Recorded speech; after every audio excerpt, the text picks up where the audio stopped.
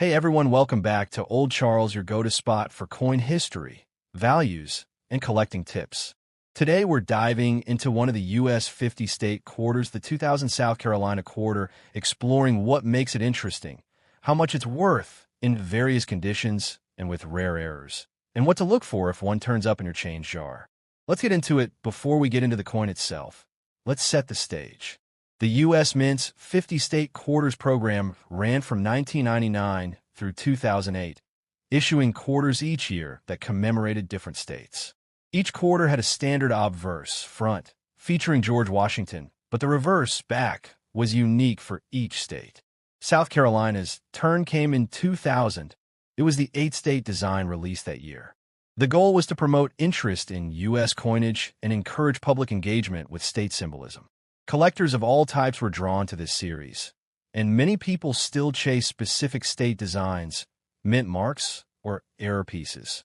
With those high mintages for the P and D circulation versions, this quarter is very common in everyday use. But condition, mint mark, errors, and grading can dramatically affect value. Let's talk about how much a 2000 South Carolina quarter is worth in various conditions, outside of rare errors. These values are approximate and depend heavily on condition, demand, and market trends. In uncirculated or mint state grades, MS60 through MS65, etc., values might range typically from a few dollars to perhaps $3, $10. Depending on quality, as condition improves, the premium increases. For example, an MS67 or MS68 grade version could fetch significantly more, especially if certified by PCGS, NGC, or another reputable coin grading company. According to PCGS's CoinFacts, the 2000 P South Carolina State Quarter is very common in circulated and lower mint state grades, but in MS68 it becomes scarce, and in MS69 extremely rare. Proof and silver proof versions, depending on grade, might see modest premiums, e.g. $5, $20, or somewhat more, but they're generally not sky-high, as with rare errors. So, unless your coin is in exceptional condition or has a significant error, it's unlikely to be worth a fortune, but there is room for surprises. Now, this is the part many collectors love, the error coins and varieties. These are deviations from standard production, and sometimes they command big premiums if authenticated convincingly. Here are some of the error/variety types that collectors look for with the 2000 South Carolina quarter. When the coin is struck improperly, so that the design is shifted away from center, possibly cutting off part of the design or letters. Such misstrikes, if substantial, can be worth $15 to $100 or more, depending on severity and appeal. These are instances where part of the design is duplicated due to misalignment in the die. Doubling might show on the state outline, the bird, the palmetto tree, or letters. If clearly visible and confirmed, such coins can demand a premium. Sometimes the metal blank, planchet, was clipped or cut improperly, so the edge is missing a piece. These clipped planchet errors are collectible. Values often start at $10 and rise, depending on severity. Coins that are missing part of their inscriptions or images can sometimes show up as errors. These are rare and should be carefully authenticated. Some coins are marketed under special names. For instance, there is mention in listings of a *** stinger tail ** variety associated with 2000 P South Carolina, though that may be more speculative or fringe. However, it's important to note, while some error reports are floating around, many are unverified or exaggerated. In fact, some references assert that no widely accepted major errors are confirmed for the 2000 South Carolina quarter, or at least none that have gained broad consensus.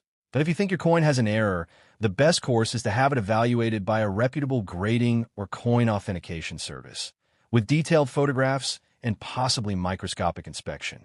Whether you're a beginner or an experienced collector, these tips will help you assess your 2000 South Carolina quarter's condition and value potential. Point 1. Luster/mint luster. Uncirculated coins still have original mint sheen. Circulated ones don't. Point 2. Surface marks, scratches, contact marks. The fewer nicks or abrasions, the better. Point 3. Strike quality/detail. How crisp and sharp the design is. Did the die fully transfer detail for? Where on high points, often the highest relief parts, e.g. the bird's wings, the palmetto fronds, stayed outline, were first. Check those. Point 5. Eye appeal/toning. Attractive toning or coloration can add visual appeal. Unattractive spots or corrosion detract. Point 6. Authentication/slabbing. Having it certified by PCGS, NGC, ANACS, etc. gives buyer confidence and often unlocks better pricing. If your coin is borderline high grade, e.g. MS66, MS69, or shows a potential error, it's worth sending to a grading agency. These agencies will inspect, photograph, grade, and place the coin in a sealed slab with a certified grade. That helps with resale, proof of condition, and buyer trust.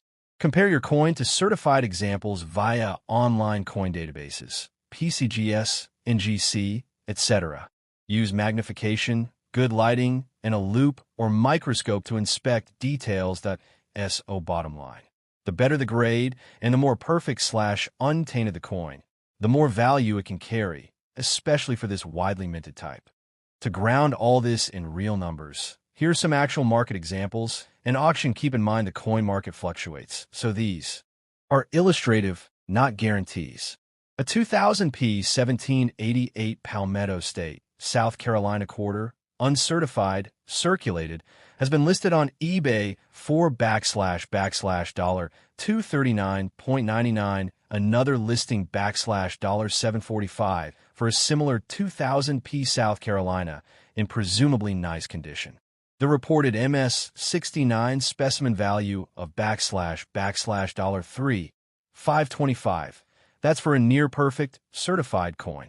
According to PCGS, the 2000p South Carolina and MS68 is scarce, and MS69 even rarer, with only a few examples graded that high. Again, these are top-end examples. Most everyday coins will be far below these prices. They're not. Such plating typically has little or no collector value. For instance, one listing offers a 2000 South Carolina 24-karat gold quarter for under $5 by combining care, research, and patience. You can spot gems that many overlook.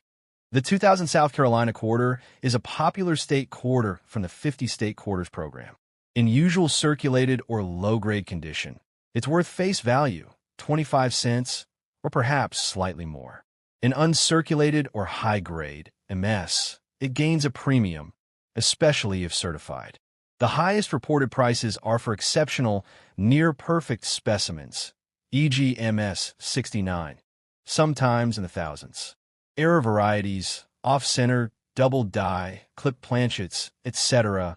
may carry extra value, but many are rare and must be authenticated. If you think you've got a special one, get it graded and documented. That's how value gets realized in the coin market. VO, with visuals of South Carolina, colonial flags, Revolutionary War paintings, and U.S. Mint imagery. To really understand the story of the 2000 South Carolina quarter, we need to step back in time, not just to the year 2000, but all the way back to the early history of South Carolina itself, and to the creation of the state quarters program. This coin is more than just pocket change. It's a snapshot of American history, state pride, and a major U.S. mint project that captivated millions of collectors. South Carolina was one of the original 13 colonies of the United States.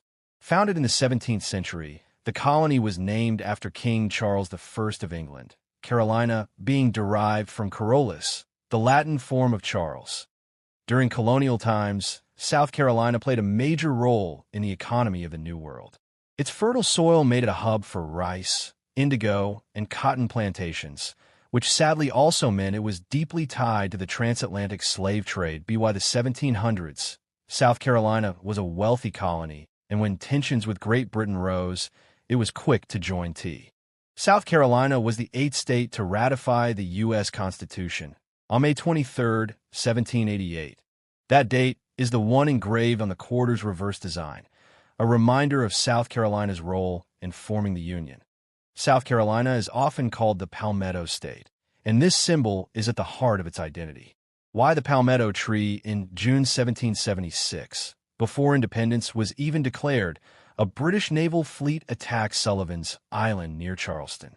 The fort there, Fort Moultrie, was built out of palmetto logs. To the British, the fort looked weak, but when their cannons fired, the soft, fibrous wood of the palmettos absorbed the impact instead of shattering. The fort held strong, and the British were defeated. This incredible story made the palmetto tree a symbol of South Carolina's strength and resilience. And that's why you see it on the state flag, and right in the center of the 2000 quarters design. The designers of the South Carolina quarter didn't just randomly pick symbols. Each one tells part of the state story. The Carolina wren, state bird, asterisk asterisk. This little bird represents the resourcefulness and energy of South Carolinians. Officially adopted as the state bird in 1948, the wren appears on the coin perched with pride. Yellow jessamine, state flower. Asterisk asterisk. Chosen in 1924, the yellow jessamine grows wild across South Carolina and represents grace and beauty. It's also unique to the region, making it a true state emblem. State map with star for Columbia asterisk asterisk. The outline of South Carolina shows the shape of the state, with a star marking Columbia, the state capital since 1786, the Palmetto State, motto asterisk asterisk. Written proudly under the palmetto, this phrase ties back to that Revolutionary War story and the resilience of the people. Together, these symbols make the coin not just money, but a miniature lesson in South Carolina history and identity. Fast forward to the late 1990s. The U.S. Mint was searching for a way to rekindle public interest in coins. Everyday people had stopped collecting coins like they did in earlier decades. In 1999, the Mint launched the 50 State Quarters program, which would run for 10 years, issuing 5 unique quarters per year, each celebrating a different state in the order they joined the Union. South Carolina was the 8th quarter released overall, and the 3rd one issued in the year 2000, following Massachusetts and Maryland. Its release date was May 22, 2000, right around the time of South Carolina's ratification anniversary. The program was a huge success. Over 140 million Americans collected state quarters in some form, whether casually saving them in jars or buying foolproof sets. It's estimated that the program brought billions in profit to the Mint through collector sales. The South Carolina quarter was part of this wave of excitement, and many people in the state saw it as a badge of pride. An interesting piece of history is that the U.S. Mint invited states to submit design concepts for their quarters. Each state could propose themes, symbols, or mottos that represented its culture. South Carolina officials worked with historians, artists, and the public to decide on symbols that best told the state's story. The chosen design, created under Mint engraver Thomas D. Rogers Sr., balanced nature, heritage, and geography. It became one of the most recognizable of the 50 State Quarter series. The South Carolina quarter was struck at both the Philadelphia and Denver mints, with mintages of over 770 million coins combined, making it widely available in circulation. Proof versions, including silver proofs, were struck at San Francisco for collectors. The year 2000 was an exciting time for coin collecting. Millions of Americans were looking through their change for each new release, and children often began coin albums dedicated to filling all 50 slots. The South Carolina coin was one of the more popular designs, thanks to its bold palmetto tree and detailed layout. Today, more than 2 decades later, the South Carolina quarter stands as a reminder of the state quarters program's impact. It reconnected millions of Americans with the idea that coins aren't just currency, they're storytellers of history. For South Carolinians, it remains a source of pride, capturing their nickname, the Palmetto State, their natural beauty, and their Revolutionary War heroism, all on a single piece of metal. And for collectors, it represents both a common coin and, in high grades or with rare errors, a potentially valuable one.